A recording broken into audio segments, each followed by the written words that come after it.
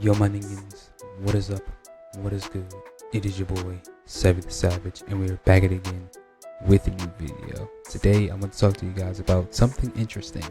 So, if you didn't know, 2x KO has been technically data mined since the alpha test is currently running as of this recording. There has been a data mine, and we got some potential characters that will be in the game, maybe, hopefully. So basically the roster has potentially been leaked is what I'm basically saying. Here's an image for you guys so you guys can see.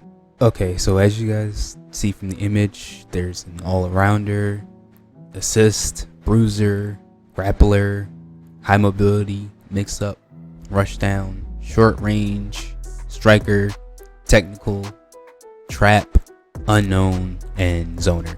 So if you guys didn't know, there are already a couple of these archetypes already in 2x KO. So we have two bruisers in Alawi and Braum. Ari is a rushdown character. Yasuo and Echo are two all-arounders, and Darius is a striker. Now, I know that's weird. Usually you would think Braum would be the grappler of the game, but he's not. He is a bruiser. Same with Alawi. So we can speculate who might be in based on these archetypes. So today I'm gonna give you guys my little speculation on who I think might be in based on these archetypes that were leaked or data mined. So I'm gonna get this out the way first. We already know Jinx and Katarina are going to be on the roster, so I think Jinx is going to be the zoner. From the footage that we saw, she has guns, missiles, rocket launchers, little turret gun, all that jazz, so she's probably going to be the zoner. And Katarina would be the one of the short range characters because she has daggers and she can move around and stuff in the teleport. So she might be either short range or high mobility. I don't know. But those are just two characters just to keep in mind when looking at the image. Alright, so I'm going to go down the list of the archetypes and I'm going to read off some characters that I think might fit the bill. So for the assist archetype, I'm thinking of Renetta, Yumi, Smolder, Seraphine, and Heimendinger. Now, all of these champions, from what I've researched, they have skills that somehow buff or assist their allies in some way, whether it gives them a damage buff, heals them, gives them a shield, or something along the lines of that. So I'm thinking they can work in 2x KO like that. Maybe not their actual skill from League of Legends, but maybe some sort of skill, maybe Heimendinger sets up a torrent, maybe Yumi just grants their assist health, well, their partner health, and something along the lines of that. Maybe Smolder shoots fire that stays on the screen, travels along the floor and stays on the screen to help you gain screen control or something. That's what I'm thinking of for the assist archetype. Now, they will most likely still be playable characters, but I feel like the assist archetype will be stronger as an assist rather than an actual character. The archetype that we're gonna go over is the grappler. Now, I'm gonna get this obvious one out the way. Set. A lot of people are saying Set because he has a command throw in League of Legends. He has a throw in League of Legends. So obviously, if it's a grappler, it's going to be Set. But there's another character that could be the grappler in this game, and that's Blitzcrank. Blitzcrank is the big robot, and he has a grab that he does where he extends his arm and grabs the opponent. So I'm thinking maybe he could be the grappler of the game. Big body, grappler, basically what comes to mind when you think of grappler, giant robot. So that makes sense. And the third pick is kind of maybe sort of out of left field, and that is Warg, the big werewolf type beast thing. Now, what he could have a couple of like command grabs where he grabs you, like throws you, grabs you, and throws you. He uses teeth as a command grab. I think he has something similar as a skill in League. I'm not 100% sure, but I think it's something similar. So yeah, I think these characters might be interesting as like grapplers. Next up, we have short range characters. So obviously, one of the short range characters I said would be Katarina, because she has daggers. So daggers, short range. Maybe like some teleports and stuff to help compensate for the short range. Another character that I'm thinking would fit this archetype perfectly is Lee Sin, not going to say the only martial artist, but one of the few hand-to-hand combat characters off the top of my head that's in League. So short range martial artist, hand-to-hand combat makes perfect sense. The next up, the high mobility archetype. Now this one I'm just thinking high mobility ninjas, speedsters. So Akali, Shen, and Kennen, if I pronounce that correctly. So basically these characters excel at like speed, mixing up the opponent with their speed, going for high lows, left rights, stuff like that. So Akali, Shen, they're ninjas. Kennen, I think he is a Yordle that has electricity, so he has to be fast, right? He has to use electricity to zip and zag around the area. So Kennen makes sense too. So Akali, Shen, and Ken for the high mobility squad. Now there's something to note: not all these picks would get in. We might get one, we might get two. Who knows? These are the characters that I'm just thinking about when I'm thinking of these archetypes. Okay, next up is the mix-up archetype, and we have Fiora and Irelia. So Fiora is a fencer, so give her like a stance to where she can choose to go like high, low, a command throw, a jump, something similar to like what Yasuo has, but like make it, I guess, quicker, since she's a fencer, so she would be a lot more faster than like a traditional like samurai or something. That way she has a lot more mind games, and she would have to be very cautious when going up against her, because she's a fencer, so she's very fast. And then the other character that I would have would be like Irelia, so the chick with like the floating daggers. So I guess her game plan might be having the opponent be locked down with the blades.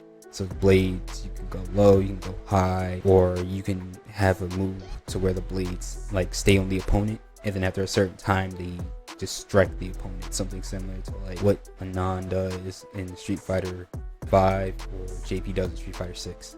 So something similar to those two. Now onto the technical archetype. The technical archetype, I have Kain, Wukong, and Twisted Fate. Kain, because of his scythe and the two beings that live in his scythe that fight for control of his body. You would have like a meter that you would have to like maintain during the match, and if you go past, if you fill the meter all the way up, you basically go into like a blood state, similar to what Nagaruki does in Guilty Gear Strive. You have a lot more damage, but your health might also drain. But you have a command grab that can slowly drain the meter, so you don't have to go into that state and lose all your health. Wukong, let's see. So I'm gonna say give him the Nimbus Cloud, because he's Wukong. So give him the Nimbus Cloud. You can use like flight, and you would have to like maintain the flight. You can go 8 ways, but you would have to be on it for a certain amount of time. You can only be on it for a certain amount of time. And you have a staff that you can use to control the screen with, and you have clones. But the clones, you have to decide whether you want to go high, low, left, right. He wouldn't be an easy character to learn. He would be difficult. Let's not make it easy for him. Okay, next up is Twisted Fate. Let's make him play like Asuka from Guilty Gear Strive. Let's not give him 500 cards. Let's give him a decent amount of cards to where he would be technical, to where he would actually take some time to actually learn. Like, he's not a pick up and play character. You have to know what these cards do. You have to figure out what order they can go in. You can dispel, you can throw away a card and add a card, throw away a card and add a card. Just make him technical, but not like extremely difficult, if that makes sense. Alright, next up are the trap characters. We have Shaco, the clown, the murderous clown thing, Morgana, and Teemo.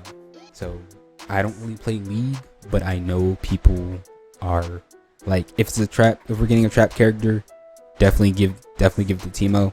So that makes sense. Teemo is going to be the trap character. Sets little mushrooms and little mines and stuff. Shaco is like, I think he was a doll, so he has like illusions and stuff. He can make himself invisible.